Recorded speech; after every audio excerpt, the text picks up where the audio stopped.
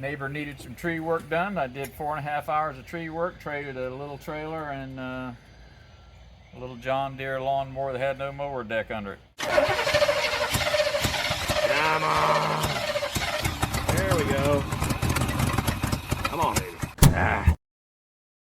It's a 1998 GMC. C15, two-wheel drive, single cab, short bit.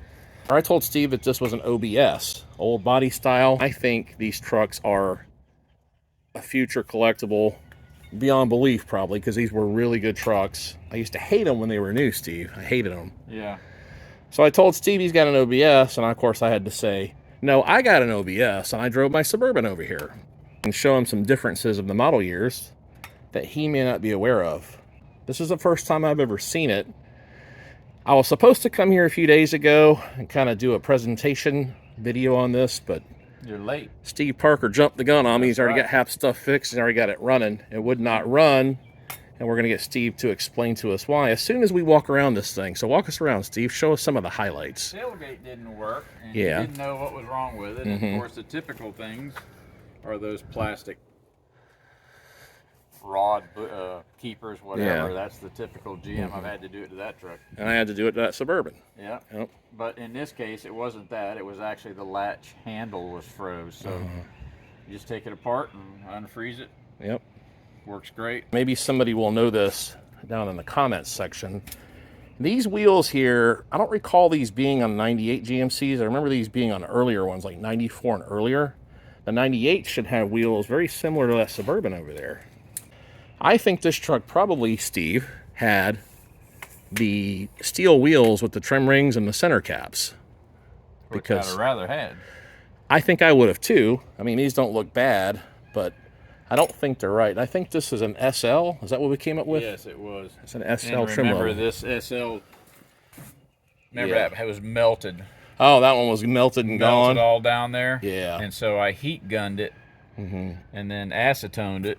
Cleaned it all up. And So give you it got to a the set of boys. Pantera tires there, Steve. Yeah. That's probably eBay item, right?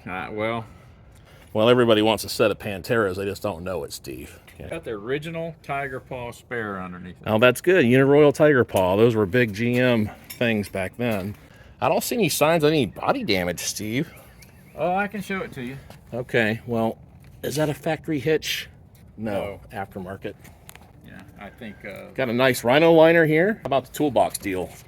toolbox was in it. Toolbox is great. I mean, this probably was not a cheap toolbox. Did it have a key?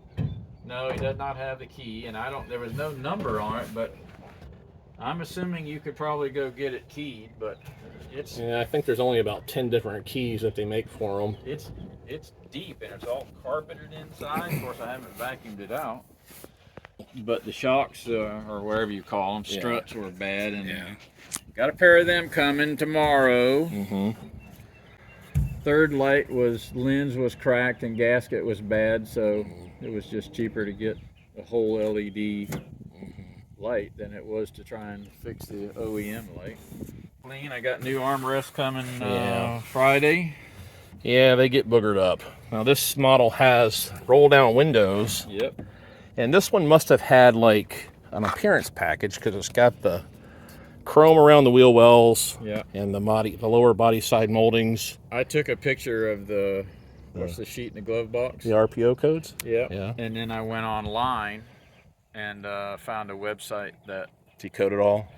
And so I'm in the it's got every GM code on it, so I'm in the process of going down the list. And got chrome bumpers, got a nice cloth seat, and I'm not sure that an SL, maybe an SL did come with that. And not buckets and not a fold down console, which kind of, I don't know, I'd rather have the bench seat myself. I think so, on a regular cab, absolutely. Yeah. Steering wheel appears to be in good shape. We got tilt and cruise, and I think that was an option too. I don't think they came standard with that. And carpet. Carpet, yep. So this is like a county truck that's gussied up a little bit. That's what I call them. Got a nice aftermarket stereo there, it looks like. Yep, that all works.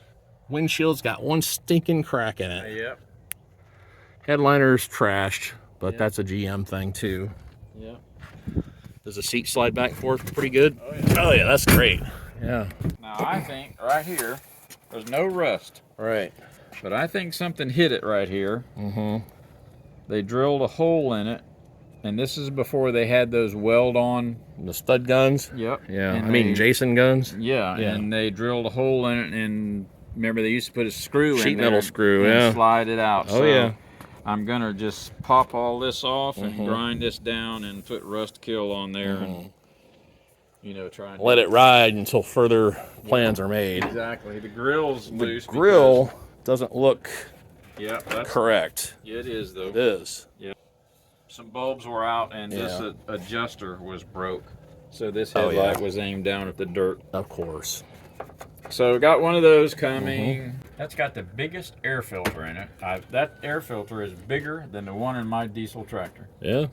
It's that big around and that long. That thing must do some sucking. So, yeah, this is a Vortec 305. And I used to hate 305s, but you know what, Steve? Yeah. New Chevy trucks, if you were to go and buy a brand new 2024 Chevy or GMC truck just like this one, it would come standard, I think, with like a 4-cylinder turbo. I'd much rather have this, even though it's slower and has less power. There's no turbo in here, and there's a lot less plastic, although there is some. This is the dawn of the plastic era here. This one looks exactly like the Vortec 350 in my Suburban. Now, I got trashed on YouTube once because I said something about the distributor, but that don't look like any GM distributor you've probably ever seen before. Yeah, it's a race car style deal with wires come out the side. Exactly. So I've heard people say that that's nothing more than a camshaft position sensor that rotates with the, camshaft. And I've heard people say it's an actual distributor, and that's a coil pack on top. I don't really know. I don't really know either. I haven't went that far. I know that they're very different. I know that this is kind of like a conglomeration of the last of the LT engines and the beginning of the LS engines, I think. But I do know that they're good engines. This O-ring right here leaked. So you replace that. And so it's like, rather than just get an O-ring, he just put a master on it. But it had been replaced. I looked in the receipts. It had been replaced. All the hoses has been replaced. Did you have to get a battery? I had to get a battery. Unfortunately, it had a 9 of 22 battery in it. But he let it sit for almost a year dead. Which is, I think, the culprit of it not running. That's exactly why it wouldn't run, yeah. I see you got a accommodation here for an extra battery. Yeah. I haven't really seen that before either, so I don't know if this... It's not wired for it, no, but there's a place for it. Well, look under the hood of the This comes Suburban. all the way from the battery. Yeah. So, We'll look in the Suburban and see what's there in the Suburban. The Suburban's 2 years older than this, but it probably is designed similarly, I would think. And I wonder what this would cost in today's dollars. I don't know. Could you even get a single cab short, or it would all be extended cabs, right? I don't know if they make it. They don't make a regular cab anymore. I don't think so. I don't You think got to Chevy get does. extended cab. Yeah. I guess you couldn't get one. Got the little door. Yeah. This truck didn't run when he got it, and the guy told him it was burning up fuel pump relays. Is that what it was? He said he thought it was a fuel pump relay, and he put one in it. Right. And the original one is actually in the glove box. Right. But when I started checking it out, everybody said it's the rats and mice get underneath this fuse That was box. my guess. Yep.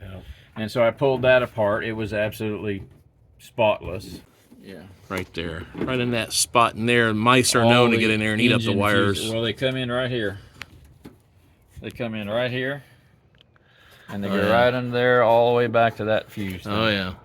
That wasn't it. So then everyone guessed at the fuel pump relay. I knew that wasn't that. Right. Wasn't it. Then they guessed at the oil pressure. That was me too. Because they said that when you turn the key on, the electric pump runs for 1.5 seconds. That primes the fuel rail like would be a choke, right? Correct, yes. And then until the oil pressure sender sees oil pressure, the pump won't come on again. Correct. So if you jump pin 80 and pin 37, he's done his research. On the fuel pump relay, it bypasses all that the relay and the oil pressure. So if you do that, you'll hear the pump come on. Right. Now another issue with these trucks, if you look them up, was the crank sensor. They will either fail or they'll just automatically put 50 degrees of timing in the motor. That's good. And when they do that and you hit the key, it breaks the nose of the starter off. And a buddy of mine that works at a garage, well, first he said, does it have a key fob? I said, no. And he says, does it have a chipped key? And I said, nope. He said, is the anti-theft light on? And I said, yep. And he said, that's the problem. He said, it thinks you're trying to steal it. Right. And because the battery's set in there weak and or dead for almost a year, then you charge it up. Now it thinks you're trying to steal it. Correct. So it goes in anti-theft mode. I should have actually thought of that because I just went through that on my Monte Carlo Intimidator like 6 months ago. And I did a video about the reprogramming of that, which I think involves... Same thing, Bump the starter and leave the key on. Right. 10 minutes, shut it off for 10 seconds, I think it was, And then the anti-theft light goes out and you start the thing up. And it runs like a champion. And that's what I did on my Monte Carlo. The only difference is that my Monte Carlo wouldn't start at all. So you basically turn the key on, bump the starter, leave it sitting for 10 minutes. And I would set a timer on my phone. And that's what 10 minutes. That's what I did. Oh, great minds think alike, right? Yeah. So, and then you go and shut it off. Let it sit for 10 seconds. And then you do the same exact thing over again. And you do that a minimum of 3 times. And I think you can do it like up to 6. Is that right? It said between 3 and 8. I thought, well, it's set for a year. It's got 178,000 miles on it, but this guy was a salesman. It's road miles. Right. And so I thought it's going to have a lifter clack. It's going to have something, not a peep. So basically you're into this truck for some labor and a few $100 so far. The lawnmower, I had oil filter and fuel filter. Little time cleaning it up. The trailer, I had $75 in 8 years ago. Had I charged somebody for the tree work, would have been somewhere between $1,500 and $1,800 in actual cash out money. I don't have anything unless you count the trailer. That's fantastic. Yeah, that's great. And I wish I could say the same about the Suburban. I mean, I had to pay for that, but I got the friends and family discount. And my Suburban is, I mean, that thing's in really good shape. It is. Yeah, it looks great. I would love to have something like this to work out of, running around town and stuff. Well, that's what I said. I don't mind driving the big truck, but it's 21 feet long. Exactly. And it's got a fat butt with those dual wheels. Exactly. Well, between you and me, I know lots of mechanics that don't even bother with Dex Cool. They just dump in the Prestone Universal stuff or Peak or whatever, and it works fine. A friend of mine used to own a fuel oil company here. And the company, when he would go to order antifreeze, would say, what color do you want it? Exactly. And put the coloring in it. You can get green, you can get yellow, you can get pink, you can get this, whatever this is right here. But he said the antifreeze is the same. You know what I think about these trucks, Steve? The older I get now, I'm getting older and wiser. I'm almost caught up to you in that regard. The old or the wise? Both. Yeah. And good looking. You won't catch up to the old. Probably not. So these trucks, compared to a modern truck, okay, I mean, this thing is like old school simple. It's got your typical GM front end. There's nothing fancy. There's no aluminum control arms, not crap. Yeah. There's no body control module in this truck. There's no CAN bus communications in this truck. There's not even hydraulic hood supports on it. It's old-fashioned springs, But this is the best thing about these trucks, okay? If you go to a brand new Chevy truck dealer, okay, or GMC, and you go to the bed and you try to reach over the side. Real high? Yeah. I mean, they're like right here. So you feel like you're peeking over the fence like Tim Allen's neighbor in Home Improvement. Right. You're looking in there to steal something. I'm only 5'8", and I can get in here and reach and touch things. That's what I like about them the most.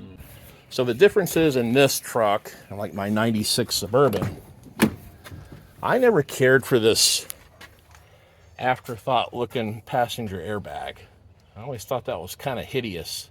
Front garage kept before? Most of its life, yes. Yeah. It's had a few years where it wasn't, but that's what happens. But you see the passenger side of the dash? Yeah. It's more appealing. Passenger have 2 beers at once. Exactly. You don't have to get in the back. 2 drinks at once, Steve. Oh, actually, Politically correct. Actually 3, right? Yeah, 3. Exactly. Do you have the key to it? You want to start it up? I want to hear it. Yeah. All right, start her up.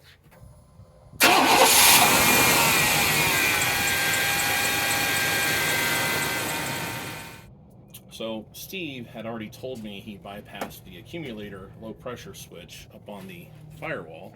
Sir, the famous paperclip trick. Yeah. And the compressor engaged. And that likely means that we've got 0 pressure in the system. These caps are a known failure point. You see them crack. Sometimes they depress the Schrader valves inside when you tighten them too much, things like that. So it's best just to get new ones.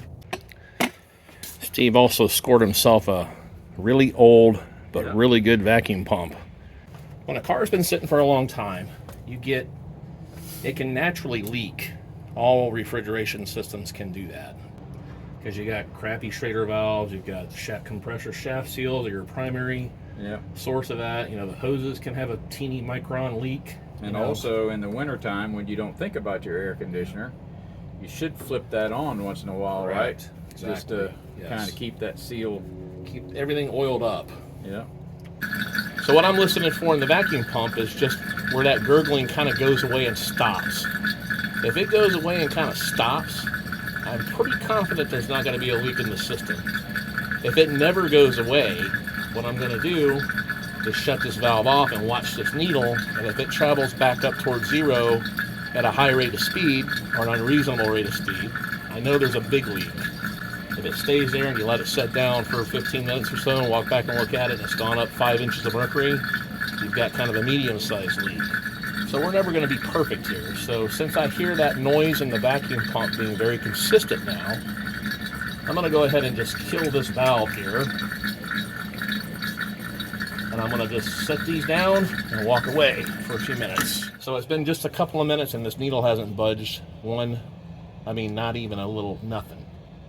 Got to be polite when you say that, Steve. Right. I mean, you know, when you disconnect this yellow line, your vacuum in this line is gone. I don't normally purge things, but I'm going to purge it today because Steve Parker's watching me. Yeah, I think Steve Parker would like me to purge it. Am I right, Steve? I would like the air to work. Okay, that's simple enough. So what I'm going to do to purge this, I'm just going to crack this hose right here on the manifold, and I'm going to crack the tank lightly, and then I'm going to screw the hose back on. And that's as purged as it ever needs to be. How you know the air was out and the Freon came? Experience, Steve. So I'm just going to static charge this thing right now by opening this, Which will be and opening the tank. Which will be enough to make the compressor come on? Yeah. Sometimes you can hear switches clicking, pressure switches and whatnot. And I usually just do that until you kind of hear it stop. It gets to kind of its own static, what do you call it, equilibrium, Steve. It's a big word. Did you hear it click? Yep. Yep, that's the low pressure switch click. And Steve is going to turn the air on maximum air conditioning and the fan on high. And roll the window down and close the door. And what we have going on here is the compressor is going to cycle fast. And you can see what the gauges are doing. The compressor's not running right now. It's already cycled twice. We're going to go ahead and blow more pressure in there because that compressor has sucked some of it through. There's the compressor kick in again. And you just let it sit now at this point until the compressor runs for probably 10, 15, 20 seconds. Check your pressure again. This line right here for the high side should be getting warm, and it is. That's good. This one should be cool, and it is. High pressure should be a little bit higher than that, but I think it's going to be okay. It's really not that hot today. The air conditioner is blowing out about 42 degrees. Our high pressure finally came up. That's good. And we'll have to mess with it some more in the future. So we're at 30, 125, and I think I'm going to be happy at that. This is a good starting point to see how the leak situation might be. It comes out here in a week or two and it's almost out or half empty. There's a leak under pressure while the system's running. That happens sometimes. Sometimes leaks will hold vacuum, but they won't hold pressure at all. You can do UV dye or use a sniffer, but I don't think this thing has a leak. And if it does, it's very, very minor, and it can be fixed with stop leak. Me and Steve were hanging out in here while this AC was adjusting. It's like 40, I can't see worth a darn, but that's like 42 degrees, 43 degrees. You've got the other great thing about these old trucks is you got the swamp cooler vent right here. That's pretty handy. All these trucks, at some point in their life, will do that. So Steve ordered one of those one of those hard plastic molded covers. And this model has a tachometer. It's missing the passenger airbag light switch. So he's gonna try to find one of those. And we got some of the speakers working on that Kenwood stereo. What do you have right here? I don't know what that is, come to think of it. Storage, it says storage. Oh, holy crap, I never knew those were in there. I got jumper cables in a storage box. Well, just forget you ever saw that. Yeah, that's what I figured you'd say. There's a rag in there, man. There's a pair of dikes in there. Sounds like Steve Parker needs to make a little trip to the junkyard with some baggy pants. O-ring down in there. Yeah, well, that's not an O-ring, Steve. Yeah, there was an O-ring in there. Well, yeah, okay. How big was it? Not that big. Okay, all right. If you look down in there, that's not a battery box tray. This is actual a base to that. Yeah, that'd be cool to find one of those in the junkyard. I'd take that battery box out. Yeah.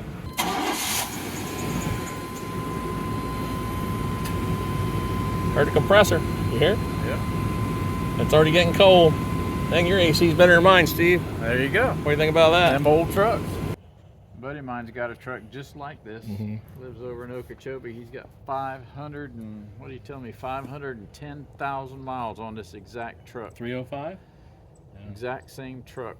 Hello. That's going to do it for my friend Steve and his virtually free OBS 1998 GMC 1500 truck. I'm really envious of this deal because it's one of the best deals I've ever seen anybody get, and certainly the best deal I've ever seen this guy get. He's had a lot of cars. Yeah. These OBS trucks are on the rise. You know, if you're a young guy and you want a truck, I highly recommend these. They were called GMT 400s when they were made. That was a model designation. So these are great trucks. Any kind of OBS you can get, Suburban, the extended cabs, E71s are popular, but this is my favorite. Just a little two-wheel drive, 305 automatic, air conditioning, tilt wheel, cruise control. Absolutely, yeah. What more could a guy want, Steve? Yeah. So I really appreciate you guys watching. If you have any comments about anything I did or these trucks in general, or you want to direct something at Steve Parker, just drop the comment down below. Make sure you mash the thumbs up button, as my family in Georgia would say. Mash the button, Steve. Yeah. And I appreciate you guys watching, and I will catch you on the flip side. See you next time. All right. Tune in again. Thanks for watching. Yep.